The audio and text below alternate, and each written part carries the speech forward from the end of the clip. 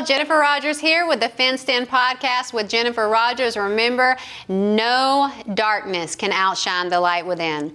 Today we're picking right back up where we left off, talking about me opening up this national advertising company right after the COVID shutdown. I've got all these new employees, 60 new contracts. Life looks like it's on the right path.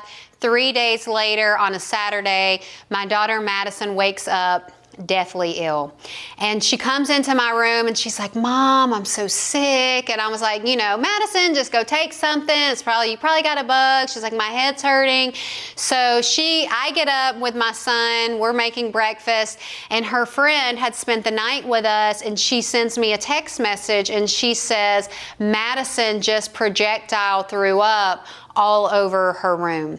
So I go in there and I lay eyes on Madison, and she's laying in the floor and she does not look good. I'm on FaceTime with my mom and I was like, "What is going on?" She was like, "My head and my neck, and I've got the worst headache of my life and I can't quit throwing up." And so I asked her, I was like, "Listen, did you go out and party last night? Have you been drinking? Have you done drugs? Could you be pregnant?" All the typical things that could come up with a teenager. And I said, because listen, if we go to the hospital, I'm going to find these things out. So I need you to tell me now if that could be the case so there's no surprises. And she was like, "No, Mom, I swear. I don't know what's going on." So I Googled her symptoms. And when I Googled her symptoms, it was consistent with meningitis. And so if you have meningitis, obviously you got to go to the emergency room. And I've got my son also. It's the middle of COVID time still. So we go to Piedmont Emergency Room in Atlanta, Georgia. We get to the hospital, they're freaking out and don't want us to come back because I've got my son and all this COVID stuff. And I was like, "Listen, his dad is at work. I don't have a choice. I'm a single mom. He's got to come." So they get us to the back. They think that it's also meningitis. So they pre-treat her with a round of antibiotics for meningitis, and they take her back for a CAT scan. So then they bring her back. In the midst of all of that, my mom comes and gets my son from the hospital, and about 30 minutes later, the doctor shows up, and he is pale white, looking like he has just seen a ghost. And he said, "I regret to inform you that your daughter has a ruptured brain aneurysm, and we're going to transfer her in an ambulance immediately to Emory Neuro ICU." I knew that it was brain, so I knew that it was bad, but I had no idea of just how bad the situation that we were getting ready to walk into is. So they take Madison in the ambulance, and I opted to drive because my car was valeted at Piedmont, and so I drive behind them. And once I got to Piedmont Hospital and I parked, I go into the front desk. I was like, "My daughter is up in Emory Neuro ICU. She just came in an ambulance." They're trying not to let me come up onto the floor because it is still the middle of COVID and all of the restrictions that they have in place in the hospital. Well, mind you, at this time, Madison is 16 years old. She is a minor. They do not have my consent to do anything with her, so they have to let me up onto the floor, but they are holding their position that they are not going to allow me up. So I pitched the biggest fit that they have ever seen in the front of that hospital. I was like, "She is a minor. She is 16 years old, and if you do not get me up on that hospital floor in the next 10 minutes, I will have every news station in Atlanta out in front of this hospital reporting on what is going on." Madison, in the meantime, calls me from the hospital phone in her room. She's screaming, she's crying, "Mom, where are you? I need you." So because of everything that was going on, they end up bringing me up into the room with Madison. Immediately, we're met with a team of doctors that come in, and they are saying that the bleed on her brain is highly significant and that they need to do put a drain in her brain to let the fluid come off of her brain. So by this point, she's got PICC lines in her arm, she's got IVs in her neck, and now they're drilling a hole in her brain to help some of the fluid come off. The reality of the situation that we are now facing is that Madison had a ruptured brain aneurysm on the frontal lobe of the left side of her brain. And had she not gotten to the hospital when she did, she would not have made it. 1 in 3 people die from this type of ruptured brain aneurysm before they ever make it into the hospital. So that's how serious of a situation that we have just walked into. So with all of this going on, I'm very unclear and unsure what to do at this point or how serious it is. I just know that it's really bad. So for 3 days, Madison is in here, and we take a step forward and we take 10 steps back, and it looked very bad. It looked like she was not going to survive this situation. And so because it is COVID restriction shut down, no one else is allowed to come on and visit. It is just me and her at that time in that hospital. And Elijah, my son, is now with his dad. And so during this time, I'm not sleeping. The word is starting to spread about what's going on with Madison. So, and to keep people from texting me and calling me, I start making post on Facebook updating everyone, asking for prayers for Madison's condition. And about the 3rd night that we were in there, I finally went to sleep. So there was a room that was attached to Madison's room, and it had a chair and it had a sink and a table in it. The chair folded out into a bed, and finally, I lay down and I close my eyes, and they knock on the door and they say, Madison is showing signs of a stroke. And I walk out there and I witness it for myself. She's tremoring, she's slurring. Had she had a stroke, she would have been a vegetable for the rest of her life, or it would have killed her. So they rush her out. They take her to do this CAT scan. I walk into the room, I slam the door, and I scream at God to the top of my lungs, why are you doing this? I've had enough. And at this point in our lives, our relationship had been such a trial because it was unpacking the years that I didn't have custody of her. It was trying to rebuild trust. It was trying to rebuild a relationship. It was trying to meet each other where we were, but we were both coming from a place of shutdown, of guarded, of hurt. And so we never really could just get on the same page. And now she's a teenager, and she's doing what teenagers do, and I'm stressed out and I'm worried about her, and I'm also parenting from fear because I don't want her to go down the same path that I had went down and land herself in trouble. And the signs and the symptoms were there showing that she could very easily be headed down that same path. And so at this point, here I am, and I'm watching my daughter in this hospital room about to die, and God, where are you in this moment? And why are you allowing this to happen? I can't take another thing at this point. And so they bring her back in about 45 minutes, and the signs of the stroke were gone. The CAT scan was normal for where we were in that moment, and it was in that moment that I realized something. This has to be bigger than just her brain. This has to be spiritual. This has to be about a relationship. This has to be about healing or fixing something that is so severely fractured, that is so severely broken that no human, no therapist, no pastor, no me, no her could fix this. It has to be something of God. And I'm sitting there in the hospital bed with her, and I'm holding her hand. And she asked me, she says, am I going to die? And in that moment, I couldn't honestly tell her no, because it looked like she was going to die. And I did what any other parent would do in that moment, and I said, no, you're not going to die. You're going to be okay. And I sat there and I held her hand until she finally went to sleep, and I went and FaceTimed my mom, who was on call all the time, waiting on me to call because at any given moment, this situation was up in flames. And I was on FaceTime with her, and it was about 4:30 in the morning, and I was just crying, and I said to her, if she dies in this moment before I ever got the chance to really know her, I will die with her. I will not survive this. And she was like, you can't. You have to get it together. She needs you to be strong right now. You have another child to live for. You have to be her strength right now. And so I tried to get it together, and in the midst of all of that, now the hospital shifts have changed. So we were there on the weekend hospital shift. There's a bathroom right outside of Madison's room in the ICU lobby. No one's allowed to come in. They're allowing me to use that shower and that toilet. And now the weekday shift is back, and they are denying me access to a private toilet and a shower. And the toilet that was in Madison's room, it was out in the open. There was nothing blocking it. It was where her hospital bed was.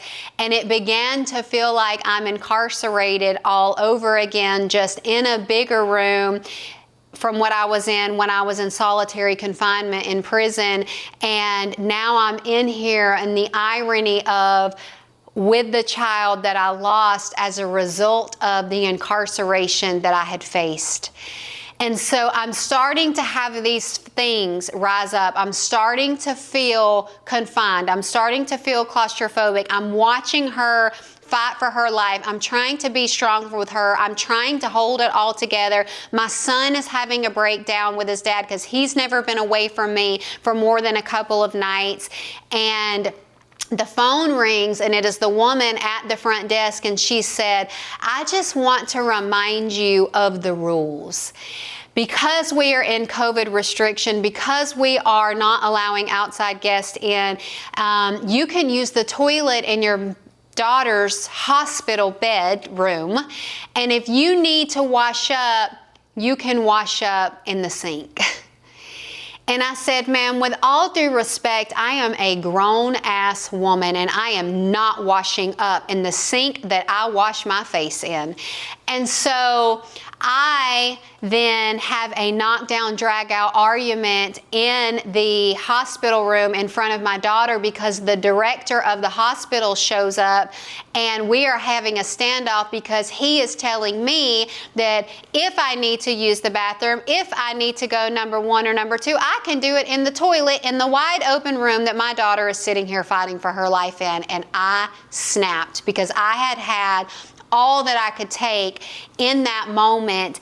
And just to go a little bit deeper than that, I also had these platinum box braid hair braided into my hair all the way down my back at the time because it was summer and I wanted to try these braids. And so you can imagine maybe that they thought, based on the hair that I had in and the way that I talked, that I might not know very much, or that I might not know the right people. But at this time in my life, I had been advocating prison reform for quite some time. So on the contrary, I actually knew quite a lot of people, and I actually knew quite a lot of people following my Facebook pages because I had been doing this advocacy work and my reach was pretty big.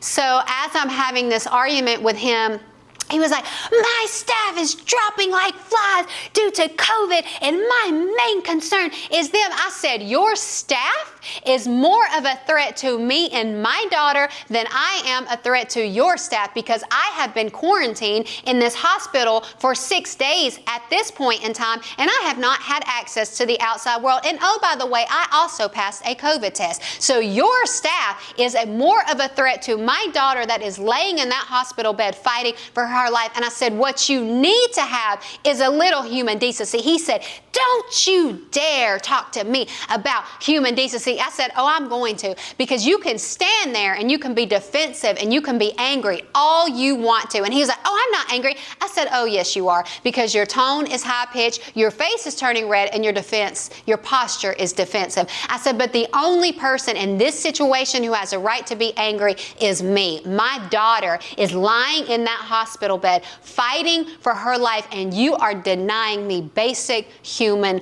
right, access to a shower and access to a private bathroom." He storms off. And so, me being who I am, I get on my phone that night and I do a Facebook Live video. And at this point, people all over the world are tuning in to the story of Maddie Strong with a hashtag because it was trending everywhere. And I show the room, and I show the toilet, and I show the sink, and I tell the hospital that I am, and I tell what is going on, and that I am being denied access to a private bathroom and a private shower. And I also wrote a letter to the complaints board, filed a complaint with the EEOC, and I emailed the CEO of the hospital. By the next morning, I had the CEO of the hospital, I had the head of the neurosurgeons, and I had the director in my hospital room, and the director was made to apologize, and then I was given access to my private shower and to a bathroom across the hospital on the other side. So every night I would walk to the shower across the hospital, and when I would come back, I would sit in the chapel every night. And I remember the first night that I went and I sat in that chapel, I just didn't even have the words to say. And there was a book that was in there where people had written their pleas to God. And so I just read the entries of that book, and over and over and over again, it was family members just pleading to God to heal and save their family member. And I remember a friend of mine had reached out to me in the midst of all this, and he said, I'm just praying for you. And I said, I need you to pray because I don't have the words to take to God right now. And he said, you don't have to, because God hears your heart. So I went into that chapel and I sat there in silence, and I just allowed my heart to just cry and pour out in that moment. And what I began to do in that book of prayer is, instead of asking God to save Madison, I began to write, thank you for saving Madison. Thank you for the supernatural healing that we are experiencing in Madison's life. And every single night, that was my routine. And then I would come back into the room and I would sit with Madison. And, as time went on, we would have 10 steps forward and then we would take 10 steps backwards. And it was because Madison's brain was a young brain, and it was aggravated. It was angry. And when you're dealing in brain, you have ventricles in your brain, and normally your ventricles look like this, which is what allows the blood to flow through them. And in an angry and in an aggravated brain, they're doing that. And so when they're doing that, it's not allowing the blood to flow freely. And so it's causing things to not work properly in the brain. And so they ended up putting a lumbar drain in her spine to try to drain from there, along with the drain in her brain. And she has all this stuff going on, and it's just such a tough time. And my son is struggling, because now we're 2 weeks in and he hasn't seen me for 2 weeks. And so then I had to fight the hospital to allow them to see Elijah weekly. So I had to go out in the full CE gear the first time I saw him into the parking lot. And he was so little. He was 4 and he didn't understand. And so he just fell asleep in my arms, and I just sat out there with him, and I'm sitting there and I'm holding him and I'm crying for him. And I'm also crying because I'm worried, what if while I'm out here something happens and I'm not there and Madison just dies, and and that's it. And so it was a very difficult time for me, for him, for our family, for everybody that was involved. But I found hope in the fact that I had people in churches and people in Israel and people in Afghanistan, and the story had become very worldwide known, that were praying to the God that they believed in to heal Madison. And in the process of all of that, not only were they healing Madison, but they were healing me, and they were healing our relationship. Because one thing about a broken relationship is, when it is that deeply fractured, when you're facing death, nothing else matters. And so in that moment, my guard went down and Madison's guard went down, and I got to know her in a way that otherwise I never would have known her. And we became not just a mother and a daughter, but we became friends. We became allies. And in that moment, as our relationship began to heal, her brain begins to heal. And so for 6 weeks, I got to know Madison in a way that I never knew her before. And after 6 weeks, the time finally comes that we walk out of this hospital.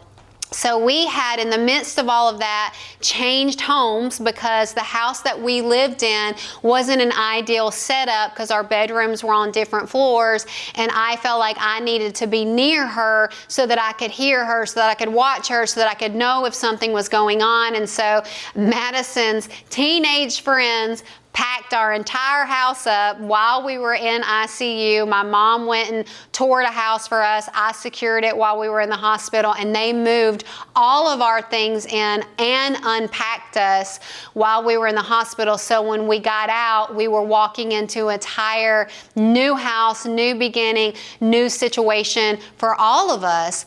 And while all of this is going on, my company is still operating, and I'm running it from the hospital. And one of the girls stepped in and kind of started taking things over, running the day-to-day, but I'm still getting phone calls from customers that are upset or they're angry, and I've got all this stress going on. And in that moment, I really wanted to let it all go then, but I couldn't, because I felt like these women were relying on me and they had nowhere else to go. And it was tied to this justice and this thing that I just so passionately believed in. And so I held on to it, and it worked. You know, it kept moving. But we were also a company that was operating out of the red because of all of the time of the shutdown. Now I'm trying to get things back on track. So finally, I come home, I'm with the kids, Elijah is there, and he is severely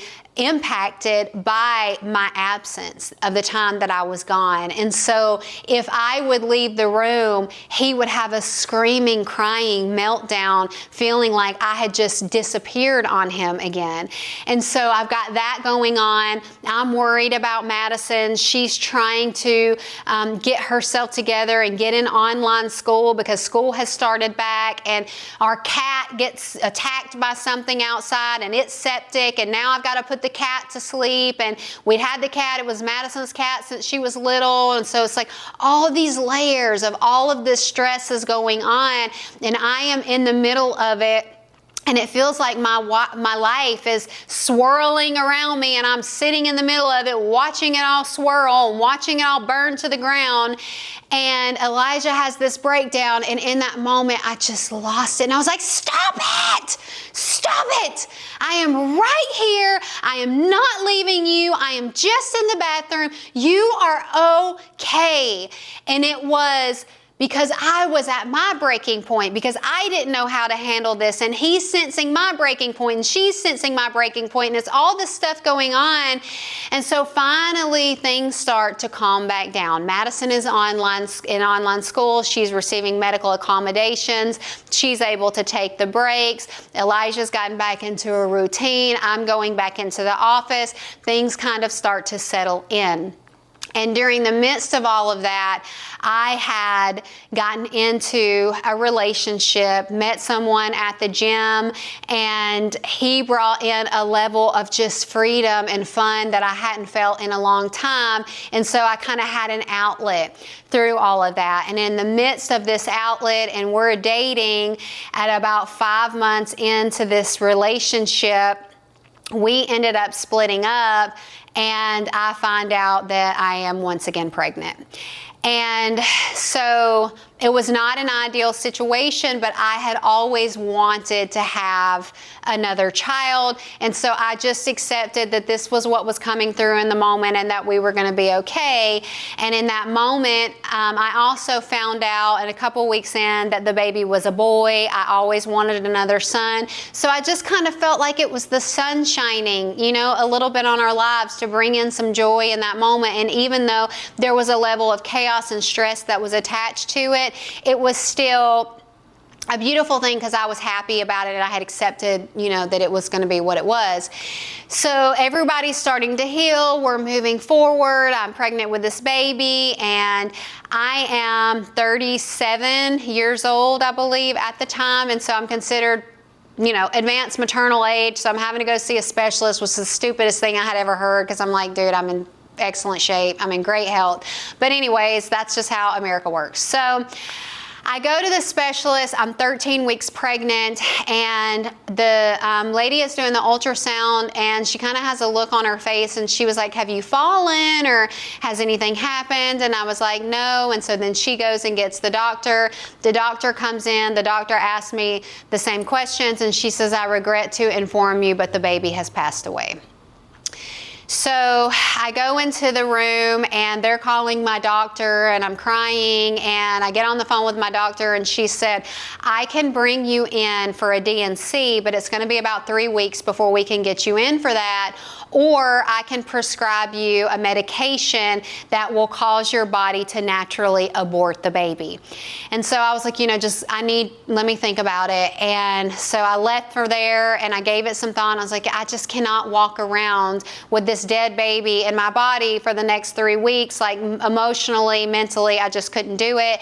And so I asked her to prescribe me the pill, and that night, as the weight of that began to sink in and into the next morning, I just had a full-blown breakdown in the shower, because the loss of that baby blew the lid off the emotional vault that I had stuffed everything in for 37 years. 37 years of pain, 37 years of anger, 37 years of rage, 37 years of guilt and shame and punishment, and every possible negative emotion that you could imagine was in that vault. And now it's just spewing on the inside of me, and I felt like I was drowning in my own suffering.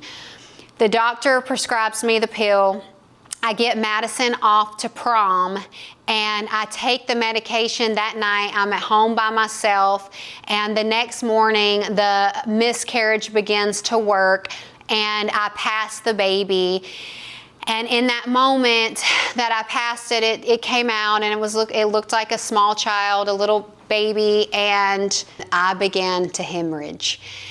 And at first, I didn't realize that I was hemorrhaging. I just knew that something wasn't right.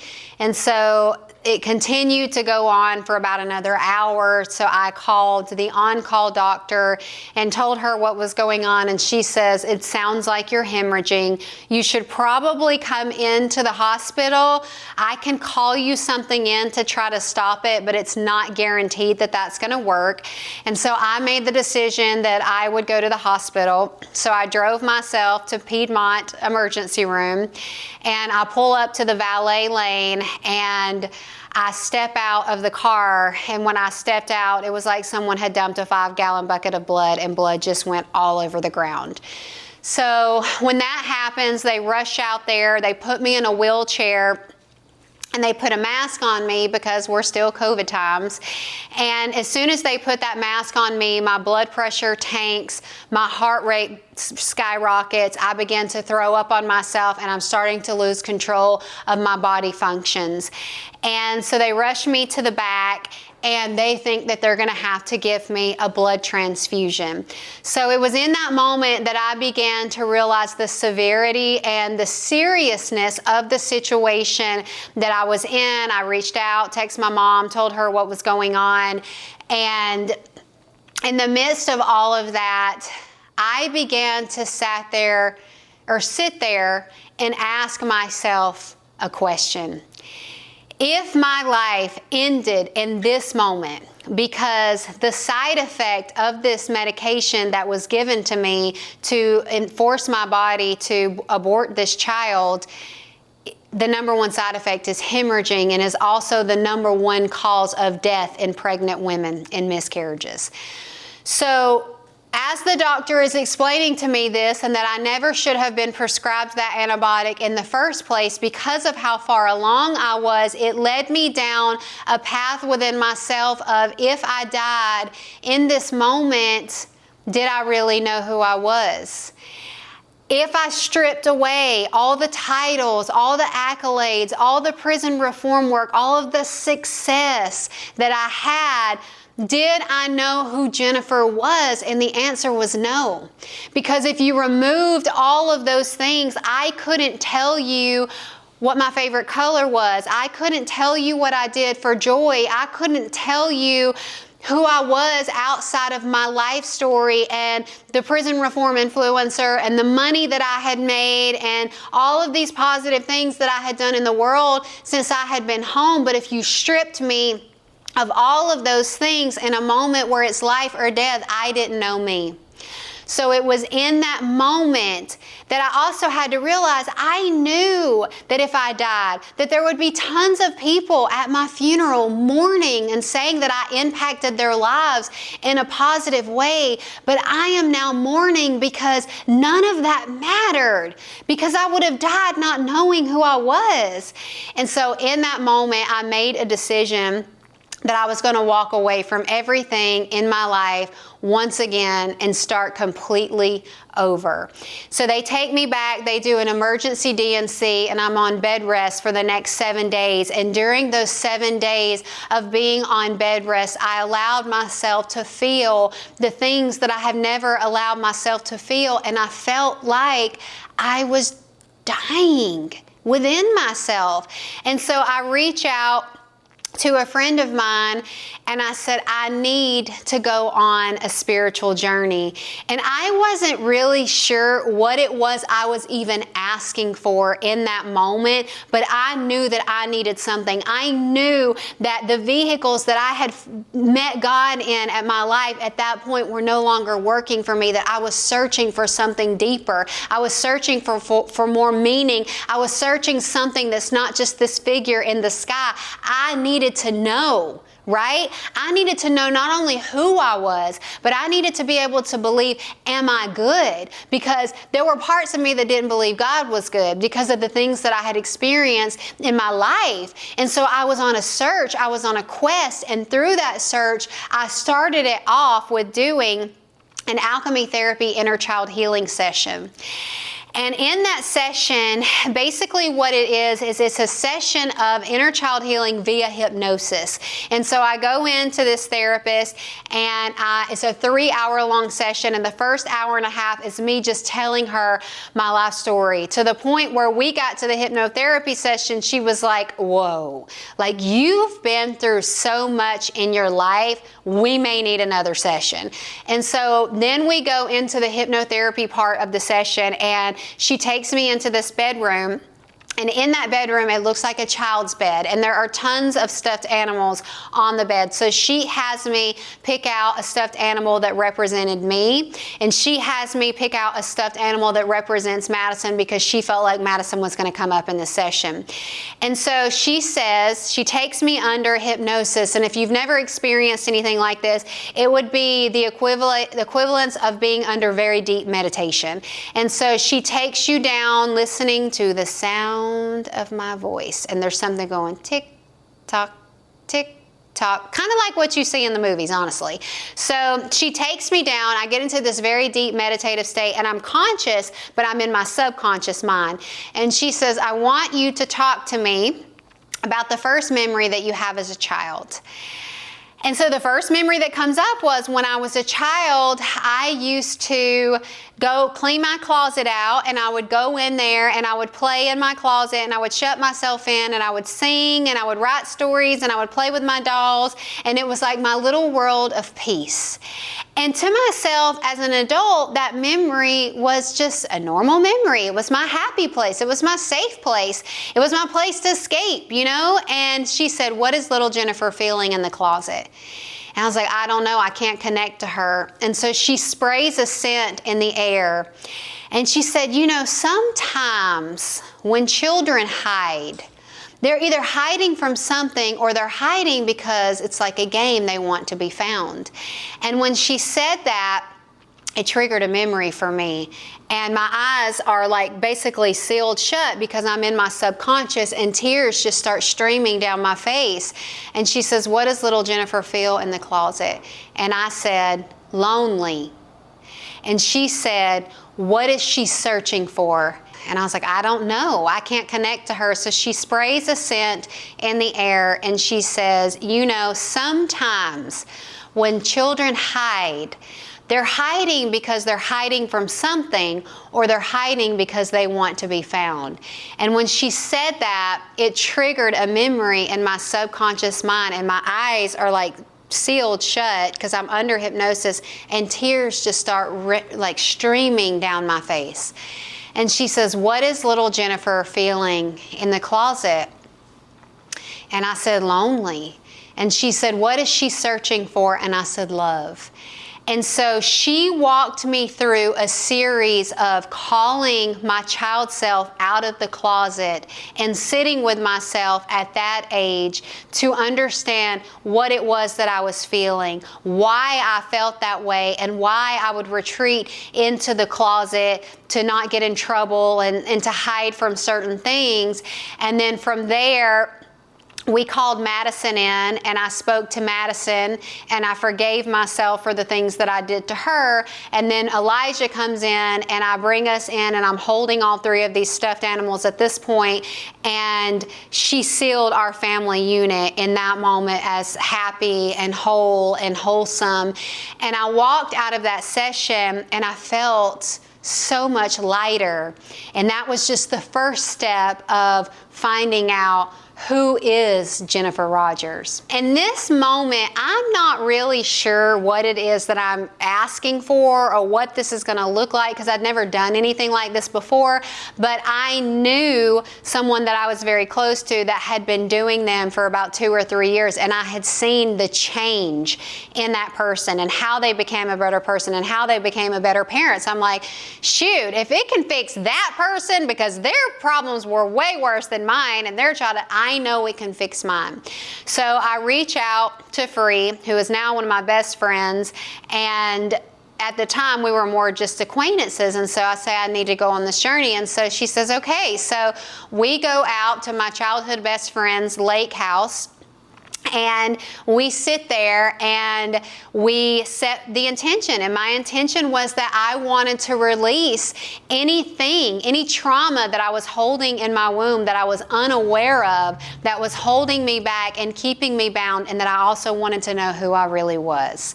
And so we're wearing all white, we pray, we meditate, we call in God, we call in protection, and we do some breath work, and then I digest plant medicine, and from there, that you lay back and you just wait on the journey to begin. And so the plant medicine begins to work, and initially I just was laughing because I was like in such hysterics, laughing because I had never experienced anything like that. But that was my ego coming in to protect me from sitting in the hard parts of myself that I didn't want to face.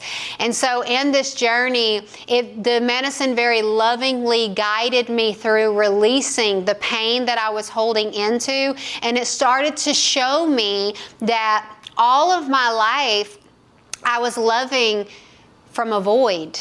And it was in relationships and in friendships that I would overgive and that I would overdo, and I would show up so strongly in everything that I did because I did it from a place of feeling unworthy of love, because I didn't think that I just deserved love because I was loved. I felt like that I had to earn love.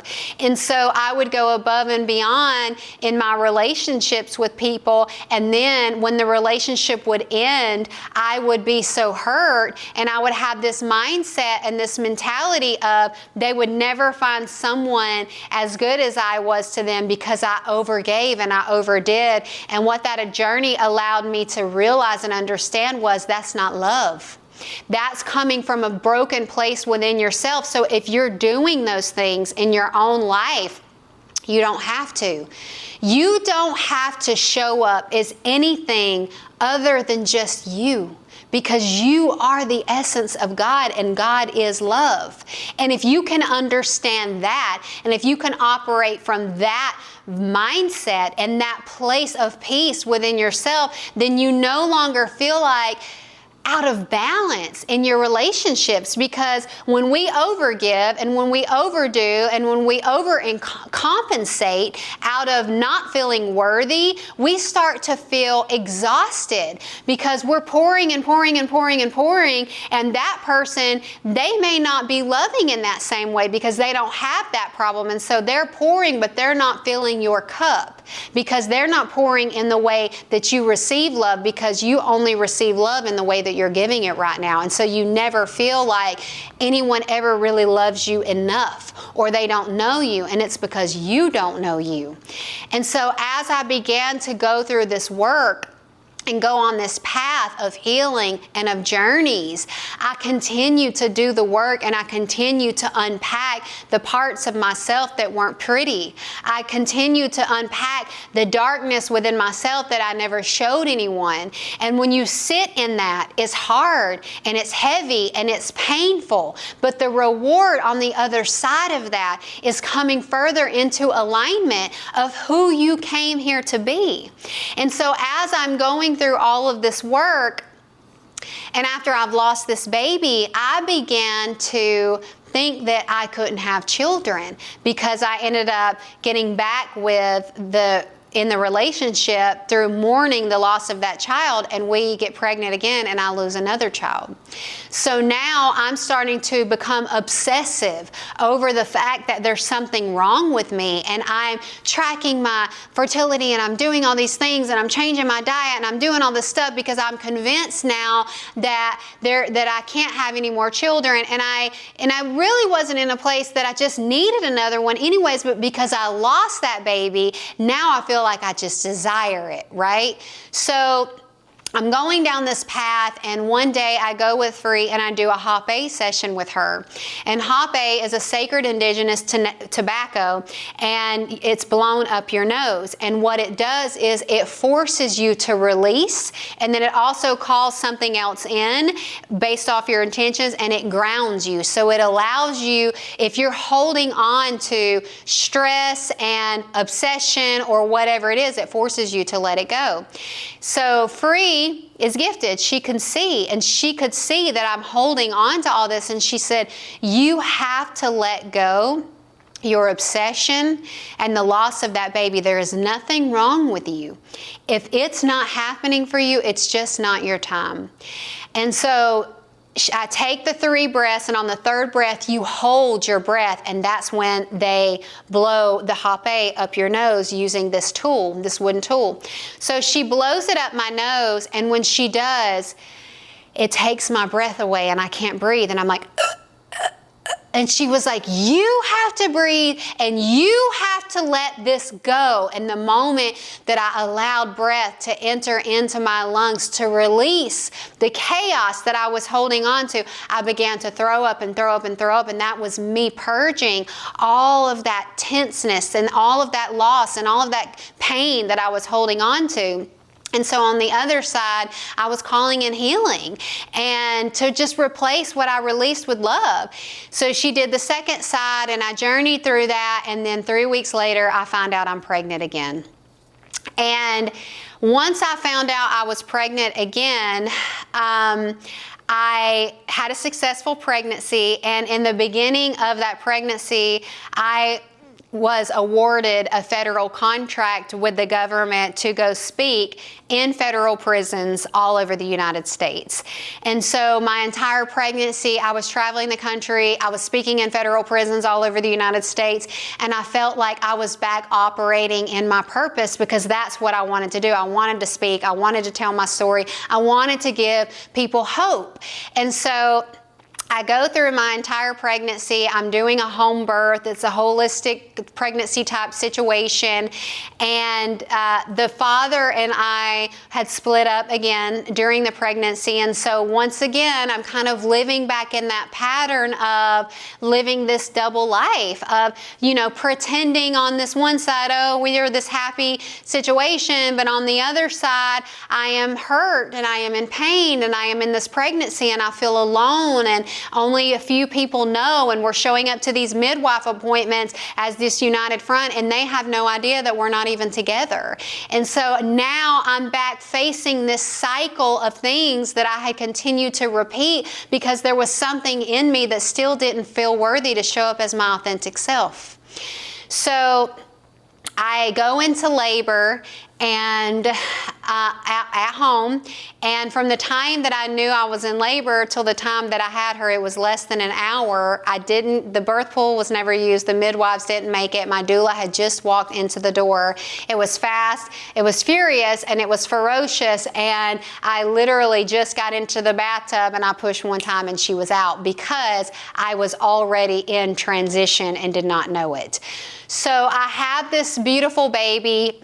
I'm feeling, I love her, and it's this great situation, and there's still, kind of some of this baggage going on from my pregnancy with her. And so once she was about 4 or 5 months old, no, she was older than that. Once she was about 7 months old, I decided that it was time for me to go do another journey.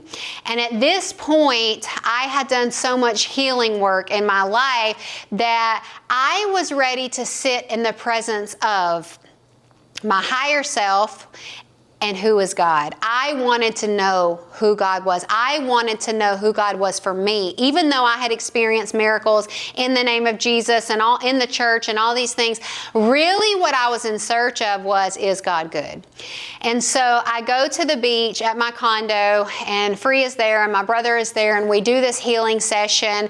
And the first night we do Sananga and Hape, and those are 2 plant medicines. The Hape is the one that goes up your nose. Sananga is eye drops, and the angrier you are, the worse they burn. And I felt like my eyeballs were going to burn out of my head, but it forces you to let go. So the next day we go and we do the plant medicine on the beach, and I am in resistance for hours of this journey because my ego is showing up, and my ego is strong, and she's laughter and she's joke and she's all of those things, not wanting to sit in emotion. And so finally I decide to give into this journey and to close my eyes, and then I sit up and I get it. And I'm having this conversation with Free, and by the time we're now in the height of this journey, we are surrounded by people on the beach, and it was an entire situation. And I feel like I'm talking to her, but I feel like I'm preaching a sermon to everyone around me because I had been doing public speaking for so long. And I'm having this conversation with her, and I say, and I'm saying we because I feel like we're all on a similar path of searching, of yearning, of wanting, of needing. And I say, we spend our entire existence coming back over and over and over again, trying to quantify, searching, what does it mean to be God? Like, what does that mean? And you search and you search and you search, and you look in the outlets of drugs, of relationships, of alcohol, of food, of whatever it is, and you're searching for this thing because you want something to make you feel better, and you want an understanding, and you're trying to quantify, what does it mean to be God? What does it mean to be loved by God? What is the love of God? And I said, and it's just so simple. Because everything that we search for, it is actually within ourselves. It is us that we're looking for. It is the healed us that we're looking for. It is the God within us that we're looking for, and we're searching for in all of these outside things, and we're trying to quantify something that is so unquantifiable. But because we're in this life, we want to quantify it, and we want an answer. And sometimes the answer is just simple. It just is that it is. It is the I am that I am. It is that if my breath is God's breath, then that means that God is on the inside of me, that I am a fraction of God. And if it is that simple, then everything that I have ever searched for was always in here all along. But because I didn't feel worthy, and because I didn't believe that God was good, because I didn't believe I am good, I could never align myself with that truth. And I would have this profound thought because my higher self is talking, and then my ego self would come in and say, but that makes absolutely no sense. How could that be? And so I'm looping and I'm looping and I'm looping and I'm battling, and Free finally says, you've been on the loop for an hour. Stop saying we, and I want you to say I. In the moment that I said I, have spent my entire existence searching and searching and searching for what does it mean to be God? Like, what does that mean? The moment that I said that, my ego self died, my higher self stepped in, and the light of God was present. And for the first time in my entire life, I realized that I was a good person. That no matter what I had been through, no matter what pain I had caused, no matter what pain had been given to me, that no matter any of that, that I was good because God thought enough of me to create a me. Just like God thought enough of you to create a you. And how special does that make you? How extraordinary does that make you? And when I came out, and I'm in the midst of this feeling that I have searched my entire life and existence for. And I'm finally sitting in the presence of all that God is, of all that I am, of all that God says I am.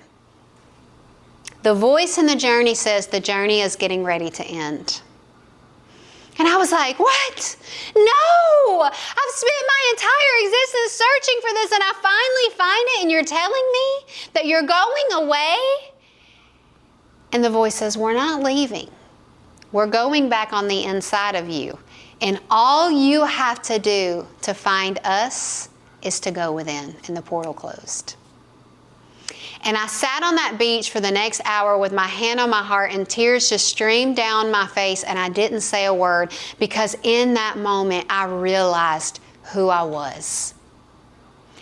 And when I left that journey and I drove home from the beach, I knew that my mission in that moment was that if I could just bottle that up and give it to every single person that I came in contact with, the world would be a better place.